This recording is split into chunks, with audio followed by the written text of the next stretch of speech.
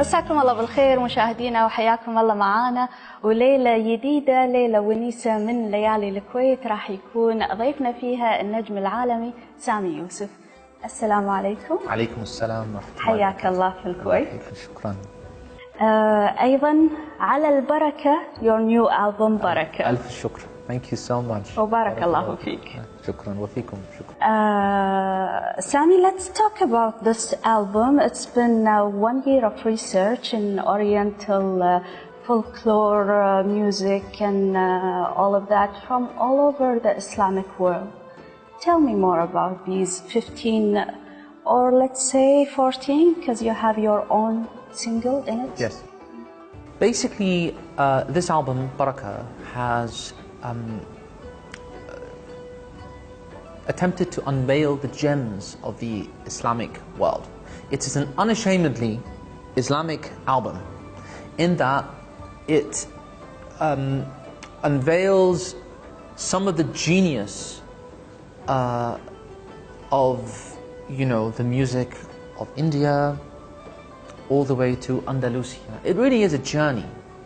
And I did this album really to show the truth of this tradition, which is that this tradition, like all the traditions in this world, has an unbelievable,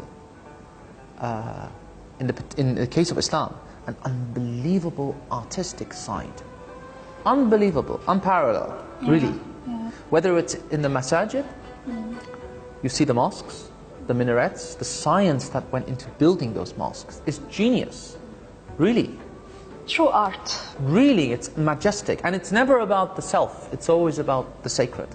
It's always the sacred. There is one song I was surprised that you have it, the one by Rab'a al-Adawiyya. Yes. Why did you choose this? It was more female. An incredibly interesting, spiritual human being, historical figure who renounced everything, really. She gave up everything. She didn't marry. And we have so many cases like this, female sages, and known, some unknown. Yeah. But why did you choose these because words? It's so beautiful. عرفت الهوى.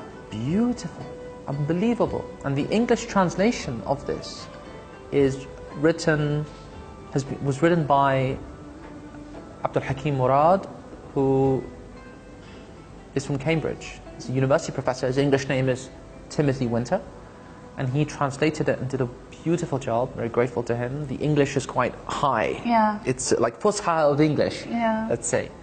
And the instruments used are Khurasani. They're not Andalusian, but when you hear it, you don't feel like something is strange, because all these instruments, they share the same barakah. They share the same barakah Muhammadiyya, you know. They come from the same grace. They share the same grace. That's why it doesn't sound odd. Also, we'll talk about Awake. It's also a unique. Yes. And the English in it. It's yes. T.J. Winter. Great. Timothy Winter, Professor Timothy Winter from Cambridge. He wrote the translation. This song, Awake, is very interesting. It was written by a Polish composer. The story of this song is that Sultan Murad III had missed the Fajr prayer. He missed it. And when he woke up, he wrote this unbelievable poetry regarding regret, ghifla, and how we should wait. But it's so profound because there's so many different layers of meaning. Yeah. It's not just about sleep. It's also about ghifla in general, just waking up and just being in the present, you know, being alive.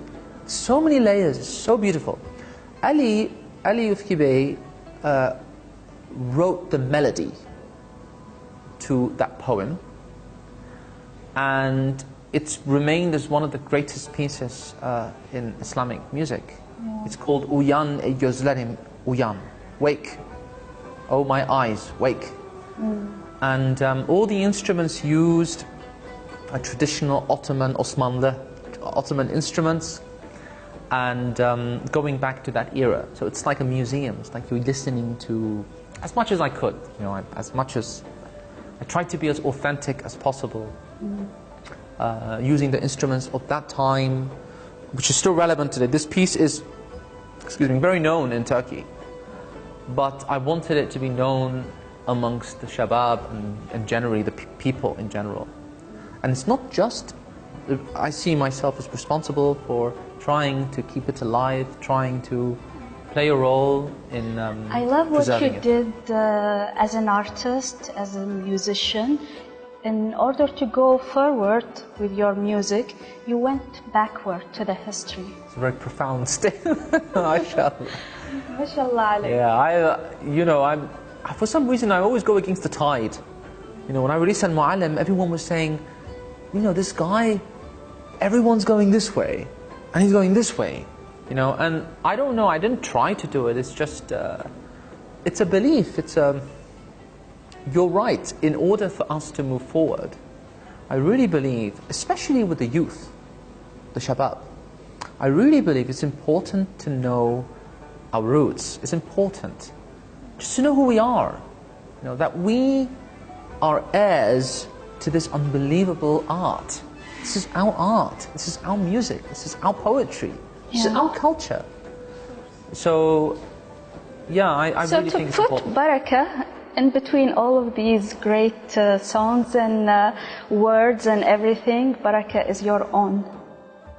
Yes, the title track of the album, Barakah, the main song. It's my modest composition.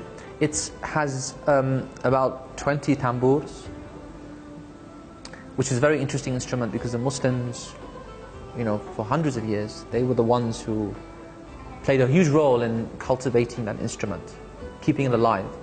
And then you have the same instrument in Greece, which is called the bambura, and in India they call it the tampura. Similar but different. And I use 20 and traditional daf with traditional sounds made. It's an instrumental piece. It's just music and shifting maqams, different maqams. I hope. You know, it's a summary of the research. It takes a big response. It's a big courage. You need a lot of courage to put that, something new amongst these great pieces. You know, the genius of the Islamic world. But we enjoyed it.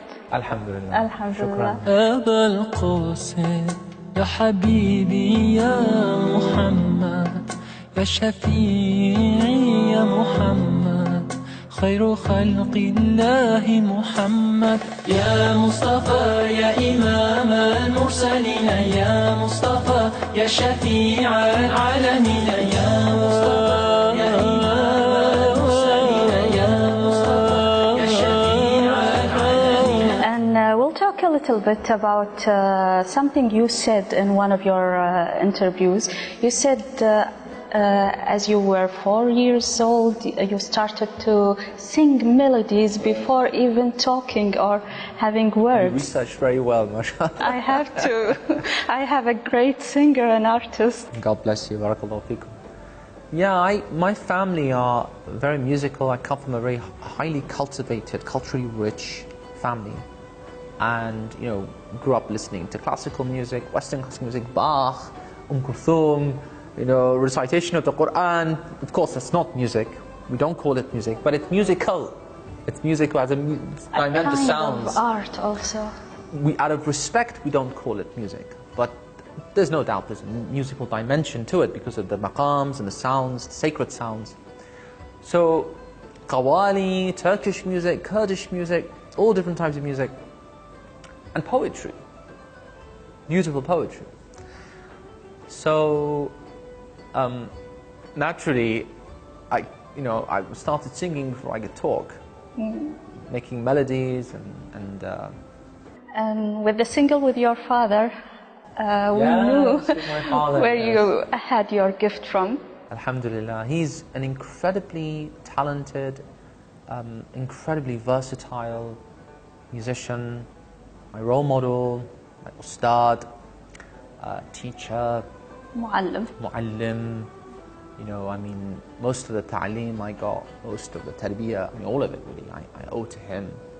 And he's a great composer of both Azeri and Persian music. Every single song in Baraka belongs to the mainstream Orthodox Islamic world, Islamic tradition. And it was a great honor for me to do this, because not many people have gone in that direction, you know, to invest. It was not easy, but a great honor, a great blessing. And a great job. Thank you. Inshallah, I hope so. As my final question will be spiritique. Yes. Is it a new genre of music you invented, or was it there before? Spiritique had to be invented because it's a new word. I'm not a fan of new things in general, but it had to be created because it was my music was being called other things, Islamic rock and astaghfirullah, Islamic pop and all that.